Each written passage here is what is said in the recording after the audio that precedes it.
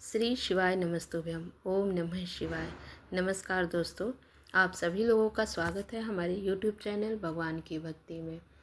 दोस्तों, आज हम इस वीडियो में बताएंगे कि आपको धनतेरस से दिवाली के बीच आपको ये 3 सब्जियां घर में कभी नहीं बनाना चाहिए। और आपको अगर ये 3 सब्जियां बनाते हैं और खाते हैं तो आपके परिवार पर बहुत ही संकट आ सकता है और परिवार हो जाता है बर्बाद। साथ ही अगर धनतेरस और दिवाली पर ऐसा खाना खाते हैं तो आपके जीवन में भगवान धन्वंतरी की कृपा बनी रहे और लक्ष्मी की कृपा प्राप्त हो जाए। इसलिए भूल कर भी आप दिवाली पर ये 5 गलतियां कभी न करना। हो जाएंगे कंगाल, देर नहीं लगेगी। और धनतेरस का महापर्व भगवान धन्वंतरी को समर्पित है तथा दिवाली का महापर्व माता लक्ष्मी और भगवान गणेश को समर्पित होता है। हिंदू धर्म में अगर दिवाली पर घर में एक घी का दीपक जलाकर माता लक्ष्मी की पूजा की जाए तो समझो धन आने लग चारों तरफ से आने लगता है। और इस समय घरों में दीपक जलाकर सजाया जाता है। दोस्तों, सबसे पहले हम ये जानते हैं कि आपको ये धनतेरस के दिन क्या खरीदना चाहिए, क्या खरीद के लाना चाहिए जिससे कि माता धन्वंतरी की कृपा प्राप्त हो सके। तो धनिया जरूर खरीद के लाना चाहिए धनतेरस के दिन। धनिया साक्षात भगवान धन्वंतरी का प्रतीक है और इसको गमले में उगाना चाहिए। और गमले में पूरे धनिया को परिवार को खाना चाहिए। और जीवन में धन की कमी कभी नहीं हो सकती। जैसे जैसे इस धनिये का सेवन करेंगे आपके घर में धन संपदा बनी रहेगी। लेकिन ध्यान रहे कि धनतेरस पर लाया गया धनिया गमले में उगाया जाए। धनिया किसी दूसरे व्यक्ति को कभी नहीं देना चाहिए। घर के हर एक सदस्य को इसे खाना चाहिए। 10 रुपये का में मिलता है, लेकिन इस धनतेरस के दिन गमले में उगाकर अगर आप खाते हैं तो आपके भाग्य के दरवाजे खुल सकते हैं। धनतेरस पर धनिया अवश्य लाएं क्योंकि इसे बहुत ही शुभ माना जाता है। और आपसे एक और निवेदन है कि हम आपको बताएंगे जो आप वीडियो को अगर अच्छा लगे वीडियो तो एक लाइक और सब्सक्राइब कर दीजिएगा। चलिए आगे हम बताते हैं कि आपको भूल कर भी ये कौन सी सब्जियां नहीं खानी चाहिए। तो चलिए आपको आगे बताते हैं। तो कुछ ऐसी चीज़ें होती है जो भूल कर नहीं खाना चाहिए। जैसे दिवाली से धनतेरस से दिवाली के बीच आपको कुछ फल, जैसे सीताफल अवश्य खाना चाहिए। भगवान धन्वंतरी को 5 प्रकार के फल अर्पित करने से आप अपने मन के अनुसार फल पा सकते हैं। लेकिन सीताफल, केला अवश्य होना चाहिए। अगर आप कोई भी 5 रंग के फल अगर आप नाशपाती माता लक्ष्मी और भगवान धन्वंतरी को अर्पित करनी चाहिए। शास्त्रों के अनुसार जो व्यक्ति धनतेरस और दिवाली जैसे खास त्योहारों पर सीताफल खा लेता है उसके जीवन में कभी भी धन की कमी नहीं होती। सीताफल साक्षात माता लक्ष्मी और माता सीता का आशीर्वाद होता है।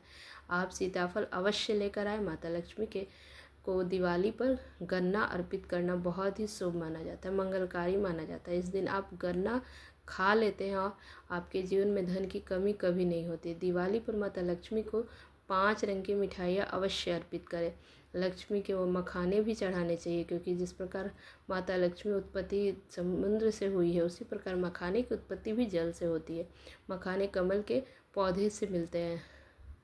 तो धर्मशास्त्रों के अनुसार कमल के फूल और मखाने को बहुत ही शुभ माना जाता है। खास तौर पर मखाने को खीर बनाकर माता लक्ष्मी को अर्पित करने से घर में धन धान्य भंडार भरे रहते हैं। धर्मशास्त्र के अनुसार दीपावली की पूजा में जो व्यक्ति भगवान गणेश को दुर्वा घास अर्पित करता है वो कभी गरीब नहीं रहता, स्वयं ही धनी हो जाता है। इस प्रकार प्रसाद के रूप में दुर्वा घास लाना चाहिए और इसे पूरे परिवार को खाना चाहिए।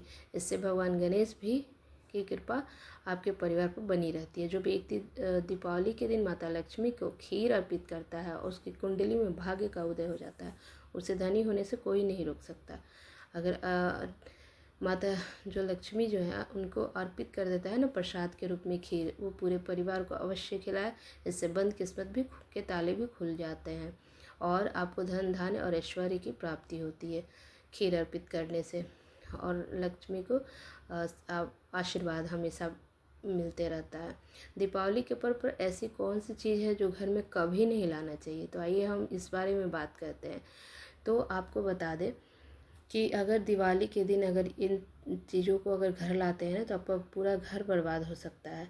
आपको भोजन के रूप में कभी सेवन नहीं करना चाहिए। ऐसा खाना घर में बनने पर माता लक्ष्मी घर त्याग देती है। भगवान धन्वंतरी क्रोधित हो जाती है। धर्मशास्त्र के अनुसार धनतेरस और दिवाली पर लहसुन प्याज का सेवन कभी नहीं करना चाहिए, क्योंकि इन दिनों में भगवान धन्वंतरी और माता लक्ष्मी की पूजा का विधान है। जो व्यक्ति इस दिन लहसुन प्याज का सेवन करता है उसके घर में हमेशा राहु केतु का वास हो जाता है। भगवान शनि भी नाराज हो जाते हैं। यदि घर में राहु केतु का वास हो जाए तो वहाँ पर माता लक्ष्मी और भगवान धन्वंतरी की कृपा नहीं बचती है। और आपको बता दें कि तो अब आगे बताते हैं आपको कि वो कौन सी चीज़ें हैं जो नहीं खानी चाहिए आपको धनतेरस और दिवाली के बीच। देखिए, धनतेरस के दिन राहु केतु की उत्पत्ति हुई थी और उनके मुख की लार से जिन पौधों का जन्म हुआ था वो है लहसुन और प्याज। इसलिए जो भी धनतेरस और दिवाली पर लहसुन प्याज का सेवन करेगा उसके घर में राहु केतु का वास हमेशा के लिए हो जाएगा। वह कंगाल हो जाएगा, बर्बाद हो जाएगा और हमेशा वो परेशान रहेगा। इसलिए ऐसा खाना भूल कर भी इन दिनों में नहीं खानी चाहिए, आपको कभी नहीं खानी चाहिए। परंतु धनतेरस और दिवाली पर लहसुन प्याज अगर सेवन बिल्कुल ना करें। छोटे छोटे बच्चे अक्सर यह गलती करते हैं और वो बाज़ार से डिब्बाबंद खाना और चिप्स कुरकुरे आकर खा लेते हैं, लेकिन लहसुन प्याज होता है, इसलिए कम से कम धनतेरस और दिवाली पर इन चीज़ों से दूर रहें। दोस्तों, ज़रा आप भी सोचिए, अगर आप धनतेरस और दिवाली पर राहु केतु को अपने घर में बुलाएंगे तो भगवान धन्वंतरी और माता लक्ष्मी को इसलिए अपने घर का सत्यानाश जानबूझकर नहीं करना चाहिए, क्योंकि वो माता लक्ष्मी और माता धन्वंतरी नहीं रहेंगी, वो वापस चली जाती हैं। इसलिए इस दिनों पर ध्यान दीजिए और इन चीज़ों का सेवन नहीं करना चाहिए। दोस्तों, शास्त्रों के अनुसार भगवान धन्वंतरी की कृपा प्राप्त करने के लिए इस दिन घर में पीली चीज़ अवश्य बनानी चाहिए, जैसे पकौड़ी, आपको पीले चावल, पीला हलवा, पीला खीर।